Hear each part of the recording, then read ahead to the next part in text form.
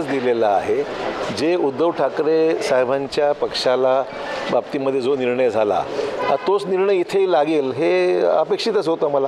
त्यात काही आश्चर्य वाटणारं काहीच नाही आहे की ज्यांनी पक्ष स्थापन केला आणि जे पक्ष घेऊन गेले तर न्याय घेऊन जाण्याला फायदा न्याय मिळाला आणि स्थापन ज्यांनी केला मेहनत केली आयुष्यभर त्यांचा तोटा झाला किंवा तिंबवणं त्यांच्याबद्दल काही विचार झाला नाही।